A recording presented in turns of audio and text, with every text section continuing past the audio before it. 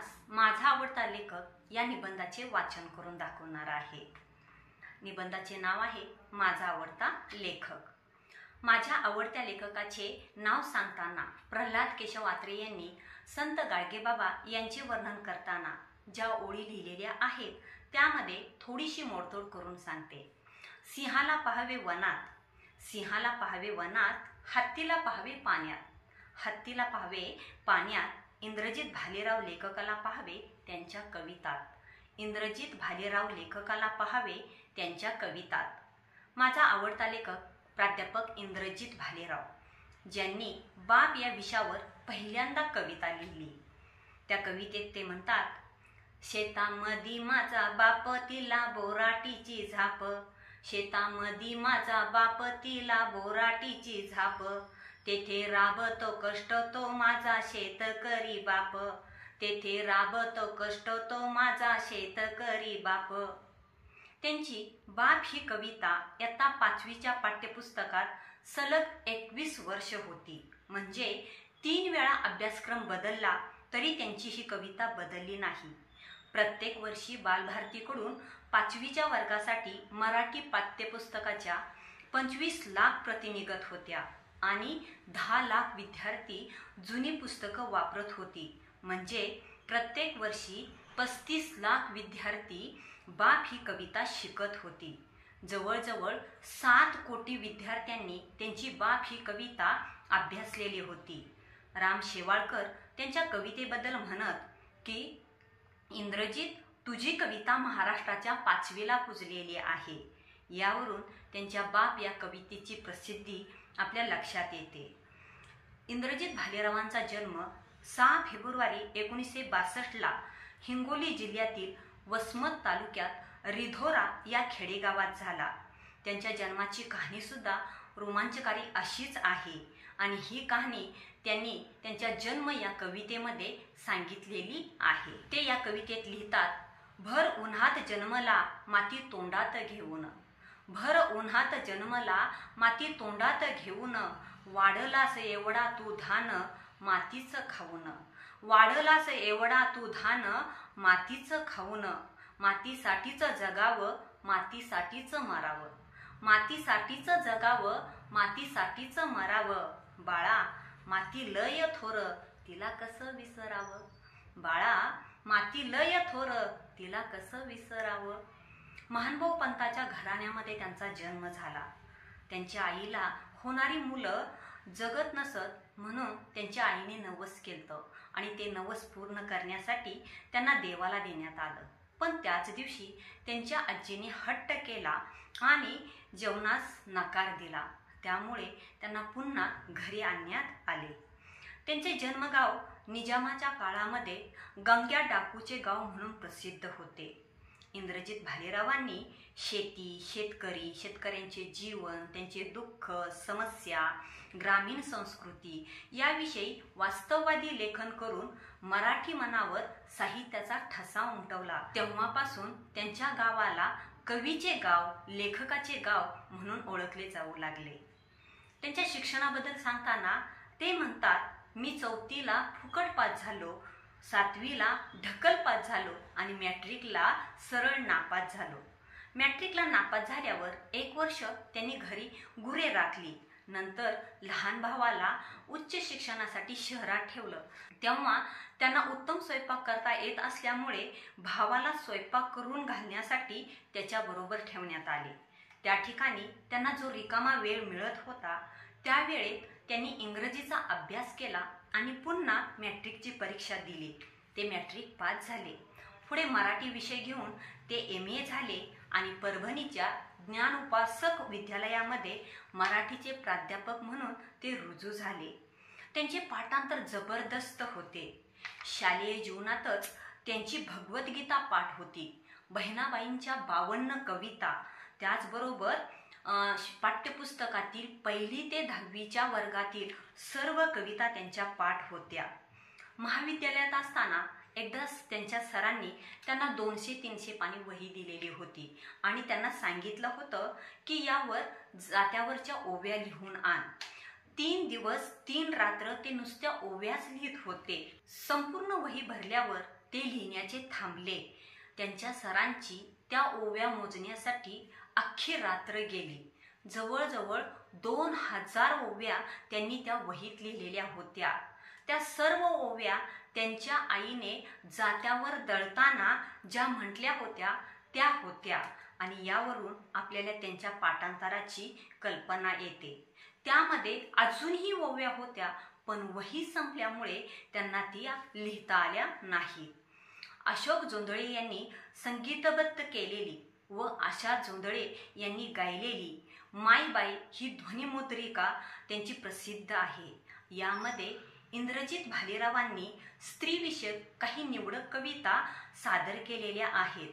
त्यामधील त्यांची नहान ही कविता मला आवडते. त्या कवितेत ते म्हणतात, आलं नहान पहिला ऋतू, मायेचं दूध चाललं उतू. आलं नहान पहिला ऋतू, मायेचं दूध चाललं उतू. स्त्रीच्या शरीरातील बदल म्हणजे तिची मासिक पाळी. मासिक पाळी ही नैसर्गिक प्रक्रिया आहे. याविषयी समाजात मोकळेपणाने स्पष्टपणे बोललेही जात नाही. अशा नाजूक विषयावर त्यांनी कविता लिहिलेली आहे. या कवितेत मुलीची मासिक पाळी सुरू झाल्यावर आई, वडील, मोठा भाऊ, छोटा भाऊ आणि भावी जोडीदार यांच्या मनातील भावभावनांचे अचूक असे वर्णन यांनी केलेले आहे. या वर्णनावरून एक पुरुष स्त्रीच्या जीवनातील एका नाजूक विषयावर एवढी अप्रतिम कविता रचतो, जणू त्यांनी स्त्रीचे जीवनच जगले आहे असे वाटावे. आपल्या घरात त्यांच्या संवेदनशील मनाने स्त्री जीवन पाहिलेले होते आणि त्यांच्या संवेदनशील मनाने अनेक स्त्रीविषयक कविता रचलेल्या होत्या. सासूरवासीन स्त्री, आई, सासू, बहीण यांच्या मनातील भावना अगदी साध्या, सोप्या आणि सहज समजेल अशा ग्रामीण भाषेत त्यांनी आपल्या कवितेतून मांडलेल्या आहेत. त्यांच्या कविता साहित्य वाचताना प्रत्यक्षामध्ये ते चित्र आपल्या डोळ्यासमोर उभे राहते. एवढे सामर्थ्य त्यांच्या कवितामध्ये आहे. ई.टी.व्हीवर राजमाता जिजाऊ यांच्या जीवनावर आधारित कार्यक्रम घेण्याची संपूर्ण जबाबदारी इंद्रजित भालेराव सरांवर सोपवण्यात आलेली होती. त्यावेळी राजमाता जिजाऊंच्या बालपणाशिवाय कार्यक्रम कसा सादर करायचा हा त्यांच्यासमोर खूप मोठा गंभीर प्रश्न उभा होता. त्यांनी अनेक ऐतिहासिक पुस्तकांचे वाचन केले, परंतु एकाही पुस्तकात त्यांना जिजाऊंच्या बालपणाविषयी माहिती सापडली नाही.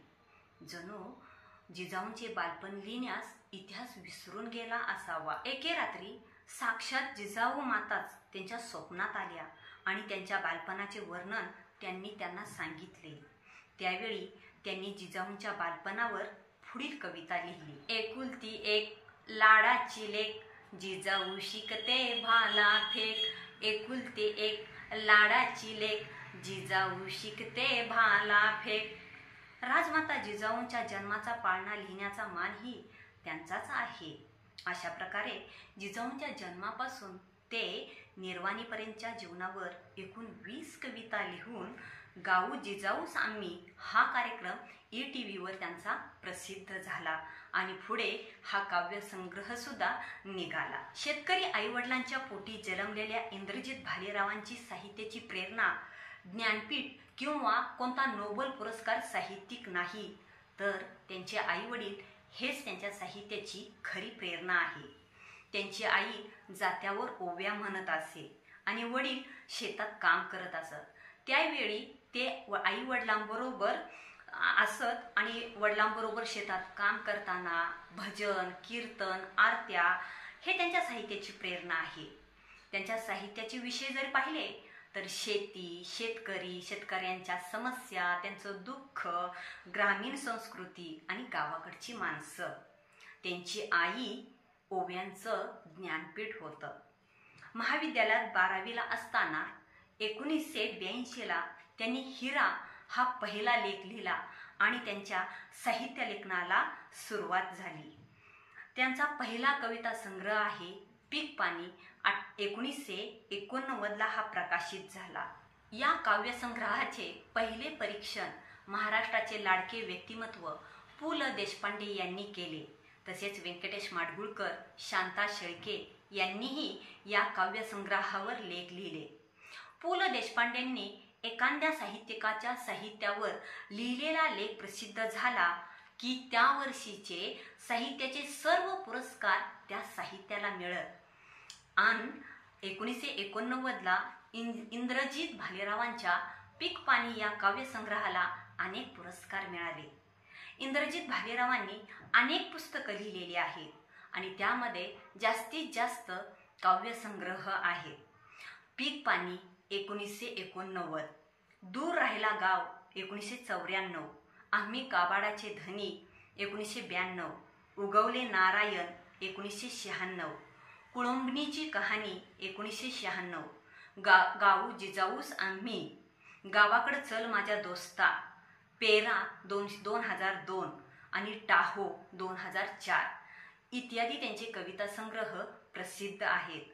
गायी घरी आल्या, घरीदारी हे त्यांचे ललितलेख संग्रह आहेत. भेंगुळवाना ही त्यांची प्रसिद्ध कादंबरी आहे. सारे रान इंद्रजित भालेराव यांची समग्र कविता संग्रह 2016ला जनशक्ती वाचक चळवळ औरंगाबाद यांच्यातर्फे प्रकाशित करण्यात आला. कविता सावित्रीची या पुस्तकात सावित्रीबाई फुले यांच्या कवितेवर त्यांनी भाष्य केलेले आहे. सावित्रीबाई फुले व यशवंतराव चव्हाण यांच्यावर लिहिलेल्या पुस्तकाचा प्रकाशन सोहळा परभणीकरांनी केलेला होता. त्या प्रकाशन सोहळ्याला खासदार जनार्दन वाघमारे दिल्लीहून उपस्थित होते. संत जनाबाई व लोककहाणी संत जनाबाई अशी 2 पुस्तके जनाबाईवर लिहिलेली आहेत. बहिणाबाई चौधरी ध्यास आणि अभ्यास हे बहिणाबाईवर लिहिलेले पुस्तक. मराठवाड्यातील 10 प्रतिभावंतावर मराठवाडी 2009ला लिहिलेले पुस्तक आहे. त्यांनी अनेक अनुवादित पुस्तकंही लिहिलेली आहेत. मराठी साहित्य अकादमीने त्यांच्या साहित्याचा इंग्रजी व हिंदी भाषेमध्ये अनुवाद केलेला आहे. नॅशनल बुक ट्रस्टने त्यांच्या कविता प्रसिद्ध केलेल्या आहेत. देशभर त्यांच्या कवितांच्या वाचनाचे कार्यक्रम होतात. त्यांच्या साहित्यावर 6 जणांनी PhD केलेली आहे आणि 12 जणांनी संशोधन करून MPhil ही पदवी प्राप्त केलेली आहे. त्यांच्या साहित्याला अनेक पुरस्कार प्राप्त झालेले आहेत. मराठवाडा विद्यापीठाने त्यांच्या साहित्याला सुवर्ण पदक दिलेले आहे. सकाळ, ॲग्रोवन, लोकसत्ता, पुण्यनगरी, लोकमत यासारख्या वर्तमानपत्रातूनही त्यांनी लेखन केलेले आहे. त्यांच्या लेखनातून मराठवाडी बोलीचा, ग्रामीण संस्कृतीचा, शेतकरी जीवनाचा, स्त्री जीवनाचा आपल्याला परिचय होतो. हेच त्यांच्या साहित्याचे वैशिष्ट्य सुद्धा आहे. त्यांच्या साहित्याची भाषा साधी, सोपी, सरळ, सहज समजेल अशी दैनंदिन जीवनातील असल्यामुळे वाचणाऱ्या वाचकाच्या काळजाचा ठाव घेते. वाचणाऱ्या रसिकाला कुठेतरी आपल्या जीवनाचे प्रतिबिंब त्यामध्ये दिसते. त्यामुळे ते साहित्य त्यांना आपले वाटते. कितीतरी लोकांना त्यांच्या कविता पाठ आहेत, अगदी तोंडपाठ आहेत, परंतु त्या कवितेचे कवी कोण आहेत हेच त्यांना माहीत नाही. अमेरिकेत सॅन होजे येथे भरलेल्या साहित्य संमेलनामध्ये मराठी भाषेतील 3 कविता फलकावर लावण्यात आलेल्या होत्या. त्यामध्ये एक ज्ञानेश्वराची, दुसरी तुकारामांची आणि तिसरी होती भालेराव सरांची. प्रसिद्ध लेखक सदानंद मोरे त्यांच्या साहित्याचे परीक्षण करताना म्हणतात, 16व्या शतकात म्हणजे 400 वर्षापूर्वी शेतकऱ्यांचा राजा छत्रपती शिवाजी महाराज व शेतकरी कवी संत तुकाराम महाराज झाले. आज 21व्या शतकात शेतकऱ्यांचा कवी म्हणून इंद्रजित भालेरावांना ओळखले जाते, पण शेतकऱ्यांचा राजा अजून जन्मलेला नाही. इंद्रजित भालेरावांची ओळख शेतकऱ्यांचा कवी अशीच आहे. अनेक शेतकरी आंदोलनात त्यांच्या कविता गायल्या जातात. एवढेच नव्हे तर शेतकरी आंदोलनाची सुरुवात ही त्यांच्या कवितेनेच होते. शेतकरी संघटनेचे नेते शरद जोशी यांच्या तोंडी तर त्यांच्याच कविता असतात. शेतकरी आंदोलनात फलकावर, पोस्टरवर, तोंडामध्ये महाविद्यालयाच्या भिंतीवर त्यांच्याच कविता झळकताना दिसतात. शिक बाबा शिक, लढायला शिक, कुणब्याच्या पोरा आता लढायला शिक, आता लढायला शिक. शिक बाबा शिक, लढायला शिक, कुणब्याच्या पोरा आता लढायला शिक, आता लढायला शिक. या शेतकरी कवितेचे अनेक किस्से प्रसिद्ध आहेत. ही कविता विरोधकांची कविता म्हणूनही प्रसिद्ध आहे, पण खरे पाहता ही शेतकरी कविता आहे. आणि या कवितेचा जन्म महाराष्ट्रात पहिली शेतकरी आत्महत्या घडली त्या घटनेतून झाला. बाबा आमट्यांच्या आश्रमामध्ये फलकलेखन हा त्यांचा नित्यक्रम असे. एकदा त्यांनी फळ्यावर लिहिलेले होते, आज जर भगतसिंग असते तर काय म्हणाले असते. आणि खालच्या ओळीला लिहिले होते, शिक बाबा शिक, लढायला शिक, कुणब्याच्या पोरा आता लढायला शिक. पुण्यामध्ये शांता शेळके आणि इंद्रजित भालेराव यांच्यामध्ये तर जुगलबंदी चालत असे.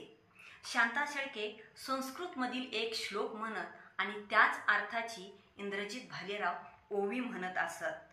शांता शेळकेंचे श्लोक संपत नसत आणि इंद्रजित भालेरावांची ओवी थांबत नसत. इंद्रजित भालेरावांच्या आयुष्यातील एक अविस्मरणीय असा प्रसंग आहे. कन्नड महाविद्यालयात भाषण करण्यासाठी गेले असताना त्यांनी जाताना आपल्या आईला बरोबर नेलेलं होतं. पण कॉलेजमधील तरुण मुलं आपल्या खेळतो आईचा अपमान करतील म्हणून त्यांनी आपल्या आईला मित्राच्या घरी ठेवलेलं होतं. कार्यक्रम सुरू झाल्यानंतर त्यांच्या मित्रांनी त्यांच्या न कळत त्यांच्या आईला स्टेजच्या पाठीमागं आणून बसवलं. या कार्यक्रमामध्ये इंद्रजित भालेराव सरांनी सर्व कविता आपल्या आईवरच सादर केलेल्या होत्या. त्या कवितांना प्रचंड प्रतिसाद मिळाला आणि त्यावेळी त्यांच्या मित्रांनी त्यांच्या आईला स्टेजवर सर्वांच्या समोर उभी करून सांगितले की हीच ती माऊली ज्या माऊलीवर तुम्ही आता कविता ऐकलेल्या आहेत. आणि त्या समयी त्याच स्टेजवर त्यांच्या आईचा पहिला आणि शेवटचा सन्मान झाला. हा प्रसंग त्यांच्या जीवनातील अविस्मरणीय असा प्रसंग आहे. महाराष्ट्रातील जवळजवळ सर्वच विद्यापीठे, बालभारती, कुमार भारती पुस्तकामध्ये इंद्रजित भालेराव सरांच्या साहित्याचा समावेश आहे. याशिवाय कर्नाटक, गोवा या राज्यातही त्यांच्या साहित्याचा अभ्यासक्रमामध्ये सहभाग आहे.